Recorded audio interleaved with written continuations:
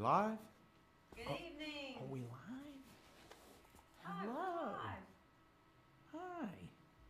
Welcome to Real Talk Wednesday. Look what Kristen made. Isn't that cool? She made a sign.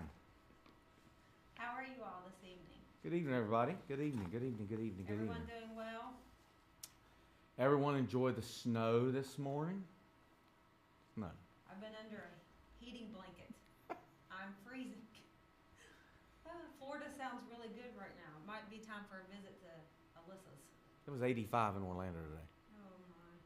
85. No. I love the heat. Love the heat. When I took Hannah to school, there was almost an inch of snow on the front of my car. Well, last month when we done Real Talk, it was 89 degrees outside. The first Wednesday in October. Today, it's 30 some. So, That's 60-degree difference. in 30 days. Welcome to West Virginia. Welcome to Ohio Valley Yes. in the fall and winter. Yeah. But, so are you guys ready for the holidays? Might as well be. They are It's upon us. November. I think there's 53 days until Christmas. 53 days. It's like Joel Talley now. 53 days till Christmas. It's the first day of November. Where has the year gone? I don't know. I told her like 2 months ago, I don't write a lot of checks, and I had to write a check, and I wrote the wrong year. 'Cause I still wasn't used to writing 23, and 23 is almost over. Hey, it's Kristen. Look at Kristen. Hi. Hey, everybody say hi to Kristen.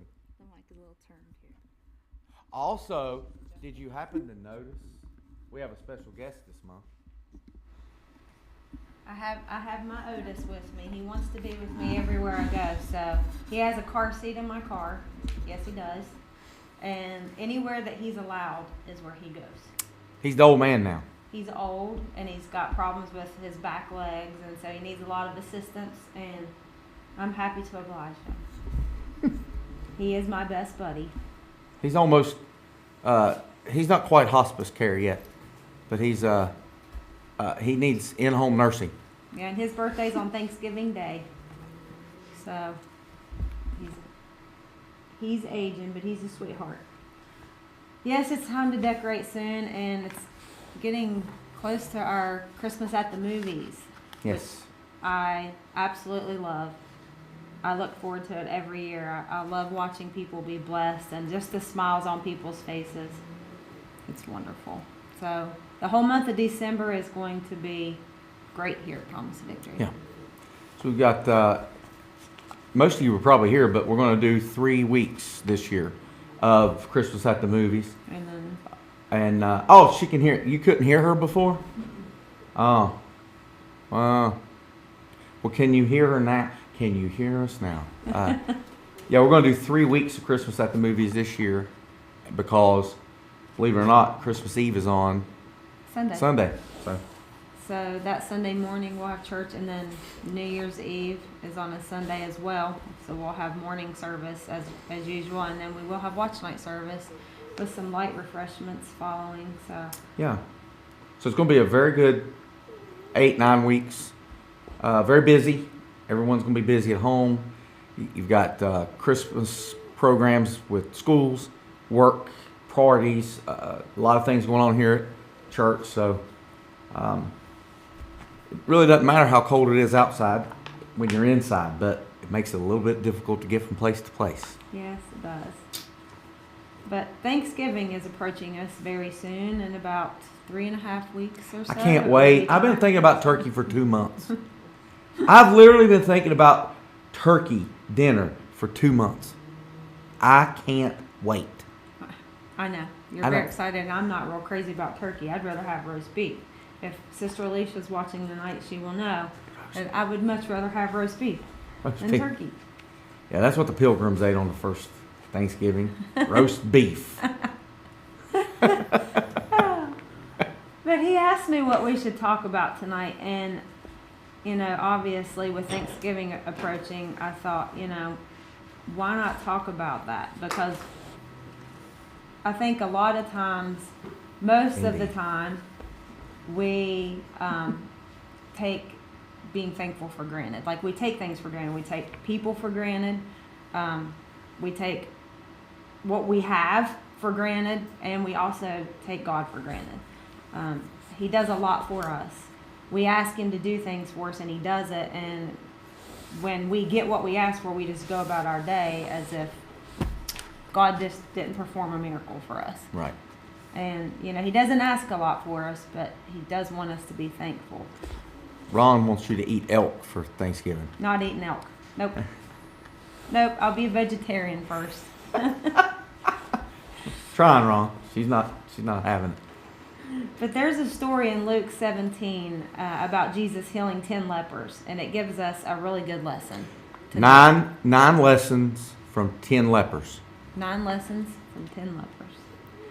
Now the other 9 participate in some of the lessons, but one man, a Samaritan, stands out and provides a full text to study when we really desire to be whole. We ask God to heal us, but what about being made whole? Yeah. A lot of us, and we hear a lot of testimonies. We hear people say, God healed me of this, God healed me of that. But have you been made whole? Yeah. But Luke 17:12 through 17 says, Then as he entered a certain village, there met him 10 men who were lepers, who stood afar off. And they lifted up their voices and said, Jesus, Master, have mercy on us.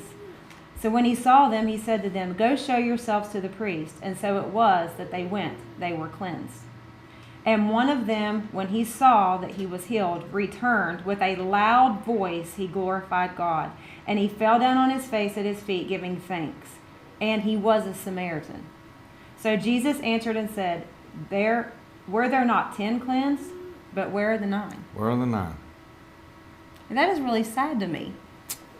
This story has always kind of broke my heart just a little bit, that out of 10 people, only 1 went back to give thanks. So it gets my mind to going, and I think, a church full of people, a room full of people, how many things has God done, and we not went back to thank Him? Right. That's all He asks. That's all He wants from us, is to have a thankful heart.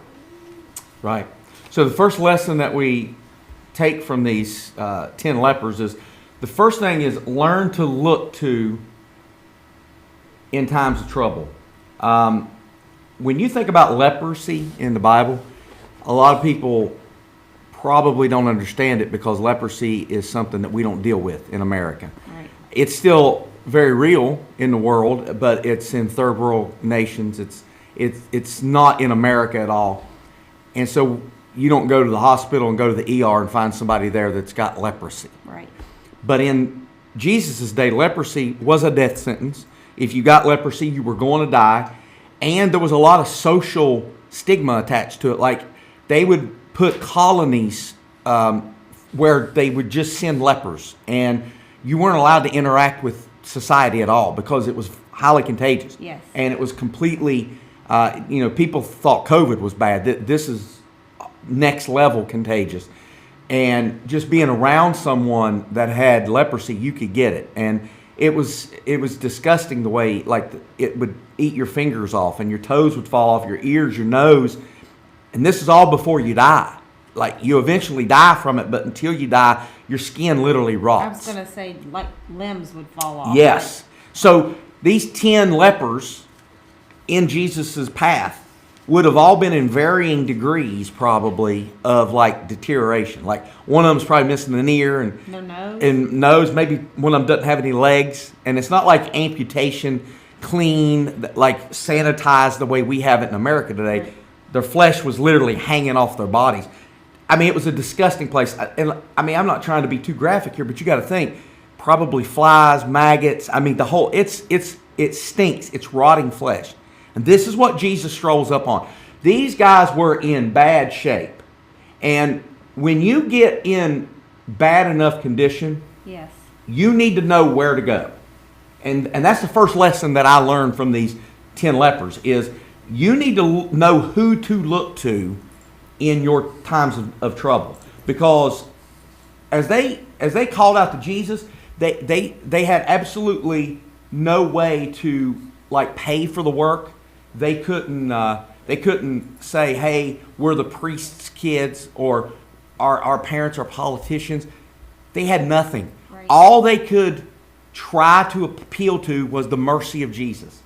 And that's the first thing you need to think about when you think about Thanksgiving, is that His mercy never fails. Thank God. Oh. Thank God for mercy. Because when we don't have any reason why God should help us, we can always say, but you're merciful. Like, And it's wonderful, because when you mess up today, like if this day has been just total yuck and you just want to trash it, it's okay, because His mercies are made new in the morning. right. Every day. And when you don't have any, like, you can't pay for this kind of healing, because there was no doctors that had a prescription Yes. to give for leprosy.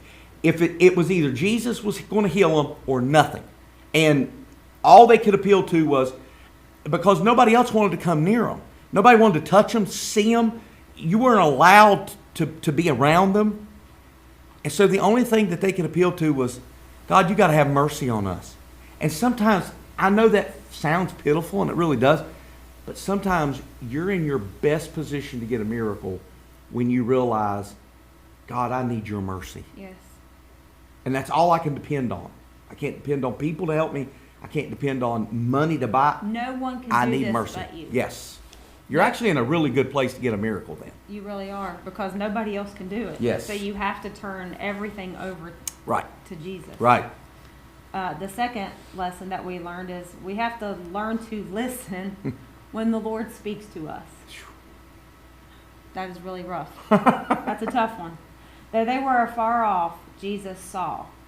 So we may think that we've gone too far, but like the father of the prodigal son, we may go so far that we don't see or hear God anymore, but He will never get so far from us that He cannot see us. He sees us at our worst. Right. And we might not be looking for Him. We might not be looking at Him. You know, we may find ourselves in the pit, but Jesus still sees us. Right. And He still pursues you. He still looks for you. Second, He spoke the word. He didn't touch these men. He didn't slay them in the spirit. The only thing He done was simply speak the word. Right. It's not enough to have ears to hear the word and to sit and listen to someone else read the word to you, what we're doing tonight. You have ears and you have to hear, but you also have to do. Right. We have to be doers of the word, not just hear it. And I've been saying this the last few Sundays, because something, one of the points I was making in Warning Signs was, but did you pray? Right. So the progression of this story was, they cried out, Jesus, have mercy on us. And then the Bible said He saw them. Now, we know that God never takes His eyes off of us. Now, He's in heaven. He sees everything. But there's something about you opening your mouth and getting God's attention through prayer, through praise, through crying, that gets God's attention. Yes. And I think a lot of us are too complacent in this generation, where we think, well, God knows what I need. He should just do it. I've actually heard that from people before. Right. If God already knows what I need, why isn't He just doing it? Right. It doesn't work like But that. according to this story, they cried out and said, Jesus, have mercy. And then it says, and Jesus saw them. He did not see them until they cried. So we need to be telling God Well, what we need. and we have to get to a place of desperation, Yes. too. And, you know, it shouldn't be that way, because we should go to God for everything. Yes. It should be not second nature, just it should be the first thing that we do is to go to God about anything that we need. But He knows that we're not that way. Right. And He knows that we're going to struggle most of the time before we get to a place of desperation. But that's the place that you have to get to where you can't help me, the church can't help me, only God can help me. Put in the chat, just put yes if you struggle with making God your first option. Just put yes. And by that I mean, do you try to solve your problems yourself first, or do you try to find another answer? I'm going to be honest I'm and bad say, about that. that sometimes I don't cry out for the mercy until it gets out of hand. It gets out of hand, and I'm like, it's almost like you have a moment to where you want to slap yourself, and you're like, what is wrong with you? Why are you doing this? Why didn't I do this first? You know that God is your source, so why are you fretting and worrying and asking this one to help you pray? And we are supposed to go to people to help us pray, but have you asked God first? But did you pray? But did you do it yourself? I was thinking about having Krista make me a shirt about that. But did you pray? Because we post about it, we cry about it, And we complain about it, and we go to other people about it. But did you pray? Like, have you really cried out for His mercy? Because that was the first step of this miracle. And it came to me, you know, and I wonder sometimes too, like with the lepers. Yeah, me too, Gary. That's my problem. I like to solve problems, and it causes me more problems. Yes, and like with these lepers, I think sometimes too they wondered, you know, I'm already so low, like I've already done so much, or you know, I've already messed up. Right. I've already messed up so much. This is just way too far gone. I don't see any purpose or any reason to ask God to fix it because it's not fixable. Have you ever been Or there? I don't deserve Him to fix it because I made this mess. I don't deserve for God to do anything good for me because I've done all this to myself. I created this. I created this mess. Yeah. So I think a lot of times the enemy will keep you in that place. Yes. That place of lowness to where you don't feel like you can ask God. Right. And that's a lie too, because that's the place where you need to cry Absolutely. out from. And I think that's why He was made whole. And it's shame, it's condemnation, it's you feeling like you don't even want to talk. I mean, let's be honest. Sometimes you don't want to talk about the things you've done. I mean, We don't. you feel some kind of way about a mess that you made. But to be honest with you, God's the one person that you can be honest to because nothing's hidden from Him. It's not like you're having to confess to God new information. Exactly. Like if you have bad feelings towards someone and you've been asking God, Lord, help me with this. Like, I genuinely don't want to feel like this, but I really, truly don't like them. And no, I'm being serious. Like we get like that with people, and even people in the church. Maybe somebody you live with. God, I told you she's talking about me. God, I really don't like that person. I know that I cannot feel that way, so you're going to have to change my heart. But we get to a place, I think, to where you're complacent. Right. You don't know what to do. Yeah, you're stuck. You feel stuck. And the devil loves to heap shame on top because he knows that when you feel guilty and you feel shameful, you go silent. And you just bury it. Yeah. You'd rather bury it than talk about it. And if you can't talk about it, if you can't cry out for mercy, then God's never going to see your problem. He's not going to get involved. And listen, remember, you don't have to tell everyone. Just tell God. Ask the Lord, God, help me. Right. And He's there to do it. Exactly. The third lesson that we learn is that you have to learn, once you get to the point where He has spoken, then you have to move by faith. Yes. Now here's what the scripture says. It says, he entered a certain village, and he met 10 men who were lepers, and they were afar off. They lifted up their voices, have mercy on us. When he saw them, he spoke. And when he spoke, the word was, go show yourselves to the priest. Now again, I told you, they were not allowed to go into town. As lepers, they were quarantined. They had a certain place that they could be, and it was against the law for them to go see the priest. So when Jesus told them, go show yourself, the reason He said go show yourself to the priest was because only a priest could proclaim that they were clean and let them enter back into society. But they weren't allowed to go as they were, like leprous, like they were. They couldn't go as they were. Right. So they had to move by faith, because when Jesus spoke the word, they didn't get healed. Here's what it says. And so it was, as they went, they were cleansed. They'd done something. They got up. They moved by faith. And it wasn't until, everybody say hi to Piper. She's making an appearance. Yep. It wasn't until they moved. So is that a lesson for anybody else, or is that just hitting me a certain way? Sometimes I want all the answers before I move. I think he's speaking to most of us, okay? Because we want things to feel like they're lined up exactly how they're supposed to be before we move.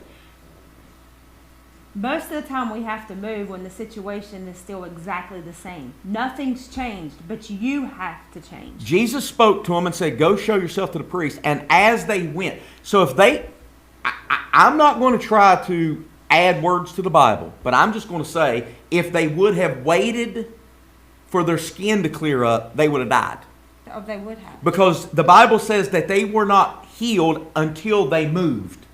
So sometimes you just have to take God at His word and move and act like it's done when it's not done. Right. Act like the healing has already happened. Act like the miracle has already happened. You operate as if things are the way that you want them to be. The way that you say, the way that God says that they're supposed to be.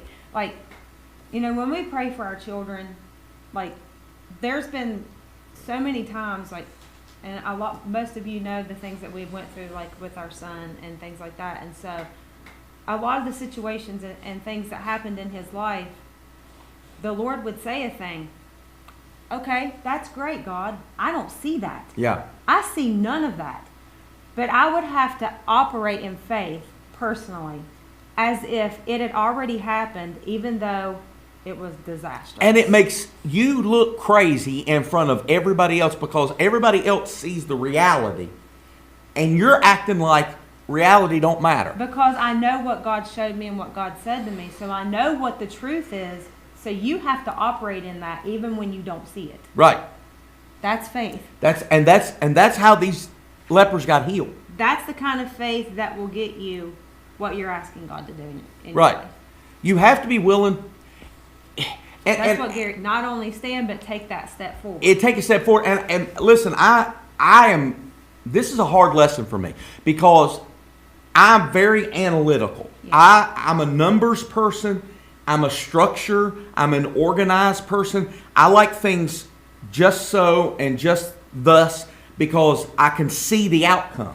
When you're the opposite of faith. Right. So I fight this. He does. And it's not that I don't trust God. It's just because I'm so geared toward having structure and balance and organization. If you go in my shop where I have my stuff, everything, I have a spot for everything. And I know where it's at. My tools in my toolbox. I know where all of my sockets are. I know where my hacksaw is. I don't have to look for it. It's got a drawer. It's got a space. And I'm like that in life. And when God says move, and I haven't seen what I need to see, I'm like, are you sure? Because there's no structure. If it hasn't happened to you yet, I promise you it will. God will require you to believe and act on something that you've not seen in your life. Right. I mean, it's required by all of us. Like if you really want to see the miraculous, you will have to believe in things that you don't see until it happens. I mean, you will have to move on it. Ron's about to get in trouble on here. My wife has a place for all her stuff too. It's just a different place every day. He's gonna get in trouble. So that leads us to the fourth lesson. The fourth lesson is you have to learn to turn to Jesus. And here's what I want to say about that. When you come to church on Sunday, you need to realize that coming into that atmosphere should be life-changing. And just because there has been a dismissal or just because other people have left doesn't mean you should go. If you came looking for, these 10 lepers needed healing. They didn't leave until they met Jesus. Right.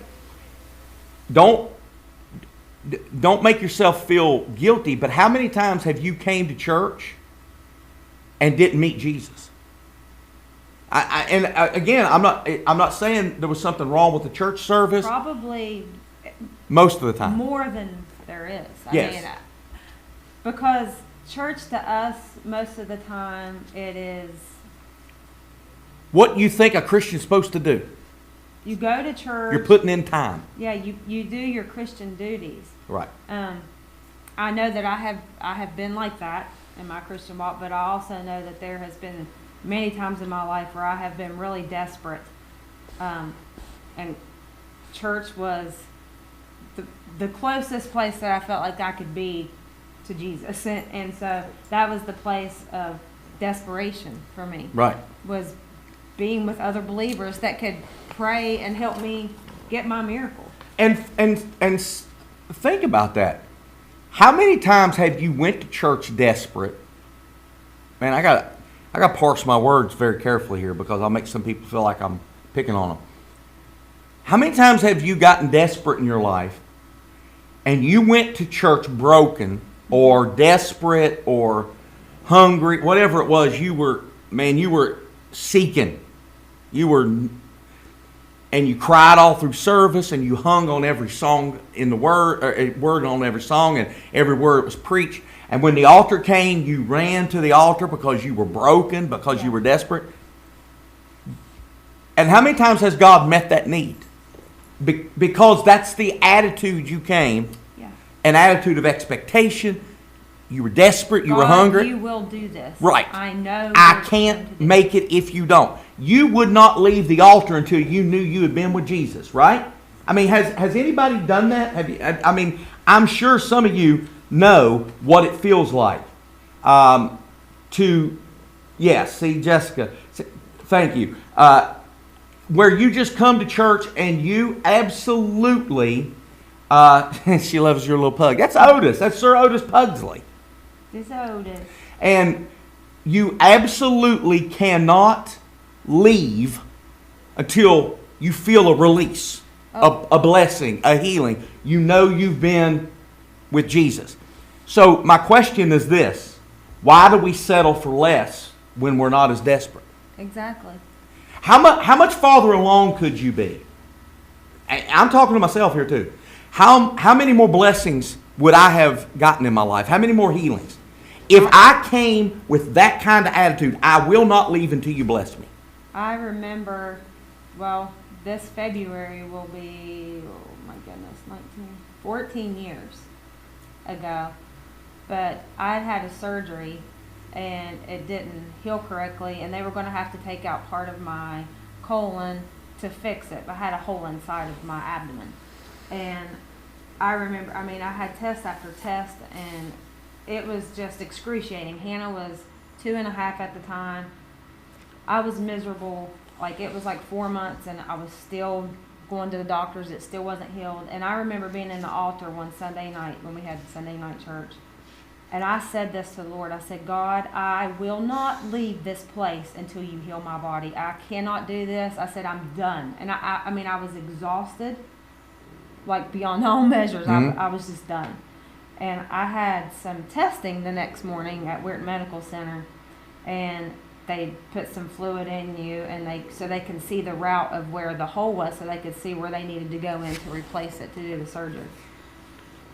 And I went home. They had called me my phone was ringing when I got home, and I answered it, and they said, "Can you come back and repeat the test?" So I did it, and then I got home again, and then the doctor's office was calling, and there was four or five doctors, a team of them. Can you come back up to the office? They were closed already. We need to discuss some things with you. So I went up to the office, and I'm sitting there with all these people around me. I was so nervous. There was nurses and all these doctors just standing there looking at me. And I remember my doctor specifically coming out, and she said, "We can't find the hole." She said, "I know it was there, but we can't find it on any of the testing." And I just started crying. I just started weeping. And I said out loud to all of them, I said, "I know why."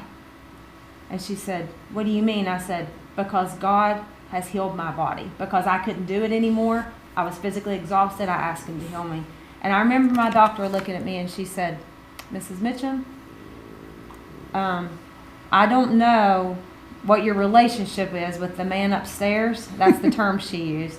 She said, But I have no other answer for you other than God did heal your body. Right. And I left that office with every one of those doctors, and one of the doctors was my doctor for a long time until he retired last year. But God did a miracle in my body, and all of those doctors were witnesses to know that it had to be God. Yep. The Lord that did it. And it was a very terrible time in Right. my life. I was sick a lot. Right. And we were all praying at the church every service. I was so sick. The men, the women, we'd all gather around you and pray for Every you. service until that one night. Until that one night, And I faith don't- moved God. I don't know if you remember me telling you.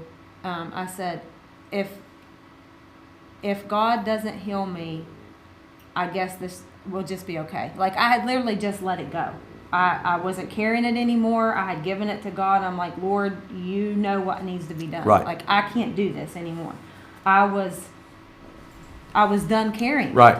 And once you get to a place to where you're done carrying it, whether it's an illness or a person, when you're done, and you have to get to a place to where you were just done and you let God do it. Right. Because that's what He's going to require of you. And You can't fix it. You can't change And it. Jessica's in the chat, but a similar situation happened with her at church on a Sunday night. And Jessica, a lot of you in the chat weren't there. Some of you were. Jessica came to church and it was almost like a goiter. Mm-hmm. She had an infection in her face and her tooth up in her cavity. And the dentist couldn't see her until like Tuesday. And she was dying. It was hot. It was infected. And I said, that's ridiculous. And something in me, faith moved in me. And we were having an altar call. It was on a Sunday night church service. Mm-hmm. And I kept telling her, there's no plan B. There's no other option. I couldn't let it go. I'd already prayed for her. I couldn't get to her because I felt it was almost as if there was an energy between me and her. Like the Holy Spirit was so powerful that if I would have walked over to her, I may have knocked her through a wall. And I just kept speaking to her. There's no other option. You have to be healed. Because I could not understand why a child of God would have to wait that many days with that kind of infection that could go to her heart and kill her. And while we were praying, and you and Charity were on the stage and Alicia was on the piano, and while y'all were up there singing, her face deflated, and I wasn't watching her. I turned around and I saw Charity's face turn white, and Charity's face looked like this. And she almost fainted. And I said, what? I thought Charity was getting sick, and you looked at me and went. And I turned around, Jessica's face was shrinking in the sanctuary. And that's the kind of thing, if you're desperate, if you're hungry, how many more times would we have been healed or blessed or delivered, or how many more salvations could have been gained by our loved ones if we came like that all the time? Or, maybe even somebody that's in your life that you're asking God, Lord, please get them out of my life. They're like such a hindrance. Right. Like, how desperate do you have to be? Like, I remember when I was going through all of that, my main thing was my daughter, because I had already went 4 months and I couldn't pick her up. Couldn't pick her up. She couldn't get on me. Like, she wanted to sit on my lap. And I couldn't. And it was killing me. Like, I would cry. I'd be like, Lord, I'm her mother. I have to take care of her. And that was my plea and my my cry out for mercy from the Lord was, God, I've got a child I need to take care of. I can't do this. Like, I'm done. I'm over this. And God will do what He says He's going to do. Absolutely. But we have to get to the place to where He wants us to be. And God is not moved but by only faith. Right. Faith is what moves Him. Right. Number 5 is we have to learn to give God the glory. Yeah. That's what we're just saying. He found what he needed in Christ, and he couldn't help but to give God the glory. And he did so with a loud voice, unashamed, unrestrained, unconcerned about public opinion. You do. You get to a place where you don't care what people think about you. You're going to shout and scream and cry and snot run down your face or whatever. There's no shame. Right. Because when God does something for you and you know that it's God, you don't care about anything else. Right. Absolutely nothing. and we have to learn to give thanks. The one man among the 10 that was not a Jew was the one who returned to worship and give thanks to the healer. The one that shouldn't have. The one that shouldn't have is the one that did. The one that rightfully, because he was a Samaritan, he wouldn't even have access to a priest. We have 9 Jews that never even said thank you. Yeah. That should have been used to giving God thanksgiving. And they should have died. Yeah, right. They should have died. But when they went running, they kept running. They didn't return back to say thank you. Yes. God doesn't set his table with turkeys. No, he keeps them in the church. Some of them in the chat. He keeps the turkeys in the chat right there. What he wants is fruit. He wants the fruit of our labor, the fruit of our good works, the fruit of the Spirit, the fruit of righteousness. He wants the fruit of our lips, giving thanks to him. I can remember so many times, God has just done so much for us. I mean, we could honestly probably write a book. We probably Absolutely. should, about all of the things that the Lord has done in our lives and the lives of our kids, what we have seen, what they have seen. God has just done miracle upon miracle. Just within the church, we've been here for so long. The Lord, we know so much. There's Right. just so much. And I'm so thankful, like, that I got to see that, or got to be a part of that, or got to witness that, or got to help pray for someone and they get their miracle. Like, Right. I'm thankful. Like, we get to be a small part. It's just a tiny fraction of a big God. Right.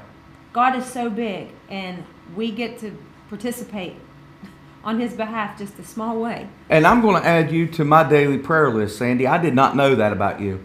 But I have people I pray for every day. I saw Troy Lynn in the chat. I pray for her every day. I pray for Terry Lewis every day. I pray for Bill. Yes. I see his wife's in the chat. I mean, I've got some people. I'm going to add you to my daily prayer list. I did not know that about you.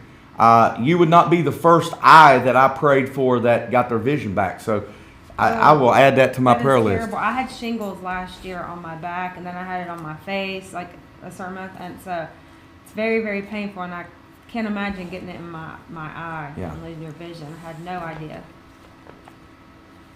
But we will definitely be praying Amen. for you. And yes, Jessica, I know God has definitely healed you more than one time. God has been good. And the reason that he done so is because of what your ministry is. Yes. And if anybody exemplifies that, coming back and giving him praise, it's Jessica. Oh, yeah. Because she prays angry, and she hallelujah's angry too. She stomps and snorts and snots all over the place, but she's giving God praise even in the midst of, because we knew what kind of hell she was going through, and she was still coming back to tell God thank you. Absolutely. So the 7th lesson that we learned from these 10 lepers is you have to learn to not be led by the crowd. So we had 10 lepers that got healed. Yes. Every one of them got healed. Yes. One came back. Just one. That's a poor percentage that returned to give thanks. It's terrible. That's unimaginable until you get to really thinking about, yeah, I get it. I can see that because it's the same today. Mm-hmm. So there is a principle, and some of you may know of it. It's a business principle. It's called Paredes principle. And it's basically called the 80-20 rule. And here's what it basically says. 80% of a company's work gets done by 20% of the people. The funny thing about that is 100% of the people thinks they're part of that 20%. Mm-hmm. So when you ask them, are you part of the 20 or the 80? They all say, I'm part of the 20. I'm the only one working around here. They all, yeah. But the principle says 80% of a company's work gets done by 20% of the people, which also means that 80% of the production is done by 20% of the people. And Peretti surmised that that's even true in a church. It's not just a business, but also in a church. So in a church, that principle would mean this. 80% of the people don't do much. 80% of the people don't give much. And unfortunately, 80% of the people don't get much. So we've got about 80% of the people that's coming into church every Sunday, hearing the word, singing the songs, and maybe even coming to the altar, but 80% of them is probably not getting much. And see, that breaks my heart because I know there's people that enter these doors that have family that needs saved or people that need healed, or they might need healed or have all these problems that God can do. Right. But they're not even asking him. Right. They're not even asking him to do it.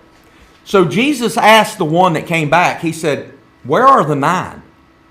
Weren't you all healed? Notice that God paid attention that only one came back. God noticed it. When he healed 10 and they all went, only one came back. He asked that one, he said, where'd the other 9 go? Right. I feel like he probably does that at church on Sunday. He probably says, where's the 9? Right. I touched every person in this room. I spoke to every person in this room. So how come when it comes time to serve at the church, where's the 9? Right. When we have Wednesday night services, when we have Thursday night discipleship, when we have life groups, where are the 9? Where are they? When we have a work day, when we have an evangelism outreach for the community, where are the 9? When Tara needs help cleaning the church, when the praise team needs help or the ushers need help, where are the 9? I can believe that because he noticed that only one came back. So I have to believe he notices on Sunday, I've touched every one of you. Where are the 9? How come only one of you come back to serve? How come only one of you came back to praise? How come only one of you came back to do something, to be the hands and feet of Jesus? Right. Like, where are the 9? And I can't help but to think that God, he only wants appreciation. It's like as a parent and you do big things for your kids. Maybe you buy them a car or, whatever. Take them on a big trip. And they never say thank you or show any signs of appreciation. Yes, they got the benefits of the trip, okay? They got to go and do all of the things. But they never appreciated it. Yeah. And they never said thank you. Right. Part of that comes from being spoiled. Because and we are spoiled too as Christians. Right, because if you raise a child where you take them regularly on big vacations, they think that that's normal, and they really don't realize it's not until they have to start doing it for themselves. Right. And then they're like, "Oh wow, this is really expensive." Yes. But growing up like you and I grew up very differently. You took Disney vacations. Mm-hmm. My vacations was we took a tent to the river and ate Viennese sausages out of a can, right, and fished, and that was vacation. Yeah, but the difference even with me is I don't care what we did, what my dad done for me. I always said thank you. You had an appreciation for it. I was always very appreciative, and I still am for everything. No matter what I Right. get, I'm very appreciative. And still to this day, when we take our kids somewhere and we take a family vacation, I'm still amazed because I didn't grow up with we didn't have that opportunity. So when when you and I went to California this year, I was taking it all in because yeah. I'm like, I never dreamed Of being here, mm-hmm. of being able to experience this. So I'm very grateful for anything I get, yeah. because I wasn't spoiled. Right. But I think God's got a lot of spoiled Christians, and we take Him for granted. And just like you said in the beginning of this lesson, we think that God is supposed to just do stuff for us. Yes. And we get mad at Him when things don't go the way that it's supposed to go. Where in the Word does it say that God is just going to do stuff for us because He's supposed to? Right. Doesn't say that. No. As a matter of fact, most of the Word tells me that God is only moved by my faith. Right. He isn't moved by my tears. I don't care how much I cry. God's only moved by faith when I actually, like what this leper did, got up and moved. Right. When you get up and you move, you take a step forward, you do something about your situation instead of just sitting in your pity. When you trust God for what you're going through, that's when God's going to step in and do something for you. Learn to live like You're strange. Yeah. So you have to learn to live like you're strange, because we have to learn how to have an appreciation for things we can't see. Whereas everybody, like myself, has Jim DeMarcus said his first vacation was joining the Marines. Oh. That was an all-expense paid trip, at least, brother. But most people, you bring the tent and the vanity sausages, meet you at the river. Let's go. Yeah. You go ahead. You take him because I'm not going. I can promise you that. Potted meat and vanity sausages. You have to be strange. What we're talking about tonight will make you look strange to people, even church people. And yeah, people that you think that are close to the Lord, sometimes they'll mock you, or why are you really going to do that? You're really going to believe that He's changed this time? You're really going to believe because only 9 of them didn't come back. So that tells you there's only 10% of the people that gets this. Yeah.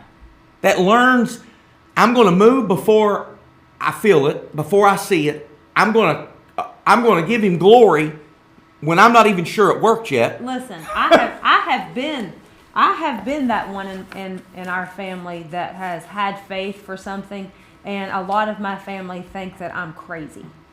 They literally think that I've lost my mind. We probably shouldn't say this in front of our church people, but you and I haven't always agreed on. No. You would say that God's going to do something, and I would be like, and He'll go, well, He can. And I'm like, all right, well, when He does, then you can come back to me and say, Amanda, you were right. I just said something along those similar lines today to someone that attends church. But I'm bold that way. I will tell you. Yeah, we even us. We haven't always. We've been strange even to each other. When we were at 47, and I told the whole church we're going to move. Like, I didn't even know where.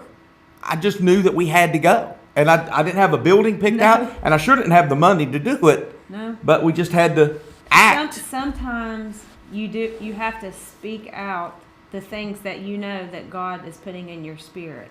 You have to vocalize that. You have to verbalize it. I've been wanting to thank you.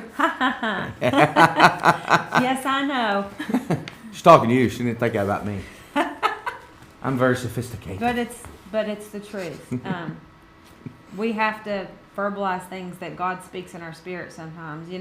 Some things that the Lord speaks to us, it isn't just for you just to keep quiet and to keep it in here. You have to speak it out loud, and you have to speak it into existence and believe those things until you see those things come to pass. That's the definition of faith. If you tell me you believe it's going to rain, you ought to have an umbrella. Yes. And that's easier said than done sometimes. And number 9 was learn to let Jesus do the whole job. Yeah. By Himself. He can do it. He don't need our help. There are a lot of reasons that people look for Jesus. It could be your finances. These are the main ones. A troubled marriage, or a sick body, or any number of crises that may have brought you to Jesus. But you need to be determined to not leave with a partial job. Don't be content with a jump and a shout. Hold Him by faith until the whole job is done. And we come to church and we get all excited and we cry and we scream and we yell and we think that did it. But don't be, what's the word? Help me. Don't be set in, that's the job. Like, you have to wait until. Oh, don't be content. Yes, that's the word. Don't be content until the whole job. Talking about completed. Crying, now you're going to cry when you read what Rachel just said. But I admire your faith. I look up to you too because you're strong, sweetheart. I like the word that King James uses in this verse. Thy faith has made thee whole. Yeah. Because you had this kind of faith, no longer are you healed, but you're made whole. You will never have to go back there ever again. You will never have to enter that place that you just got out of ever again. Well, there's a difference between healing and wholeness, because I can be healed of diabetes and still not be whole. Right. But what happened here was because 10 got healed, one was made whole because he came back He came back just to say thank you. to say thank you. It's Thanksgiving. This is Thanksgiving.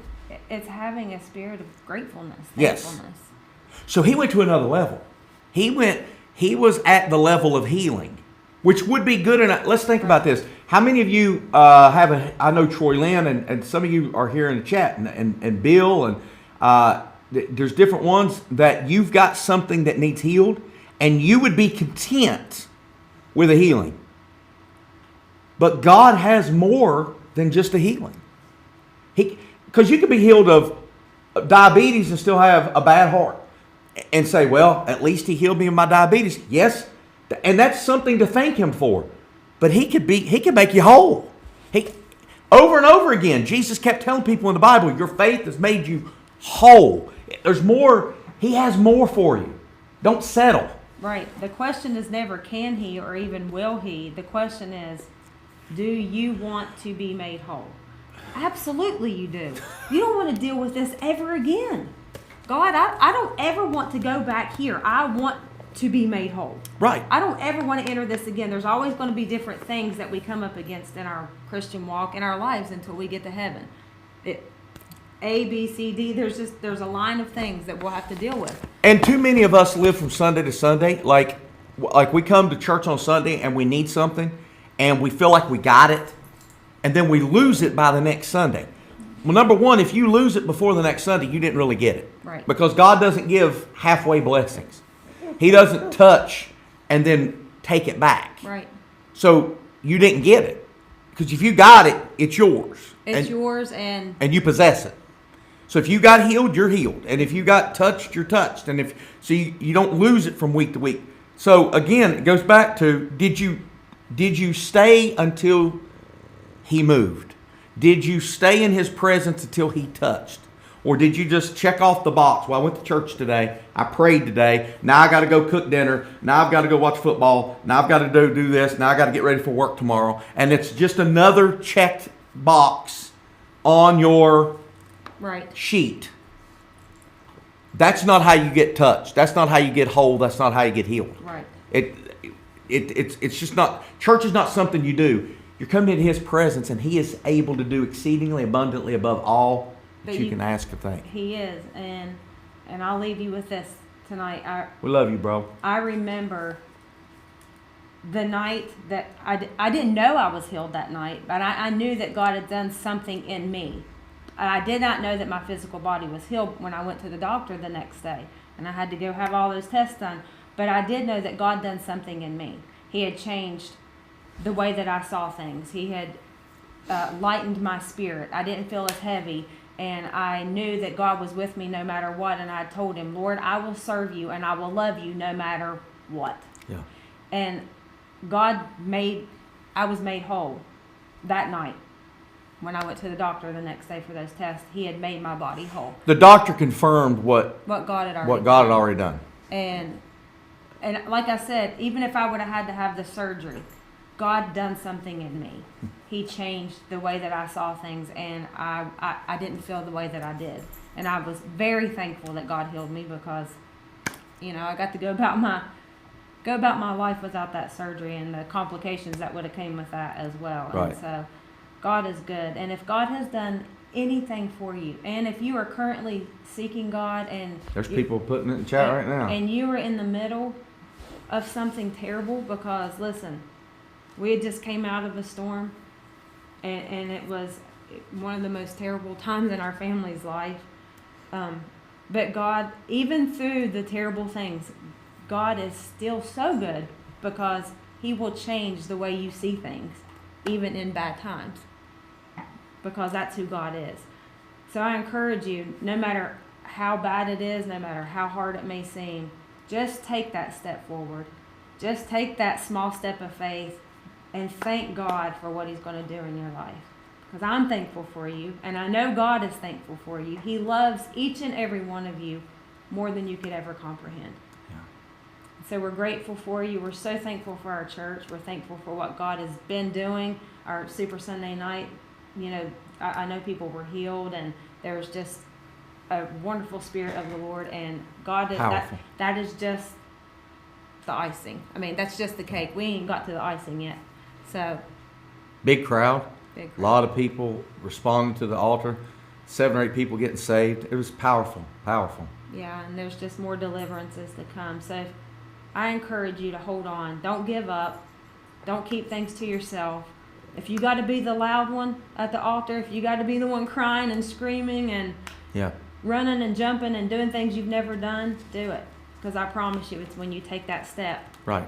is when you don't know when you're going to meet your miracle. And those of you claiming your healing and your wholeness, keep doing that. No matter what comes against you, you have to, you've got to hold on and move as if it's already happening before you see it. There's the boy. He's Say the boss. bye. We love you, Promise of Victory. Thank you for joining us and spending your evening with us. We appreciate you. You're such a blessing to our lives. Looking forward to this season. Big things are coming, and keep the faith. So thankful. We love you all very, very much. Be blessed. See you Sunday. Bye-bye.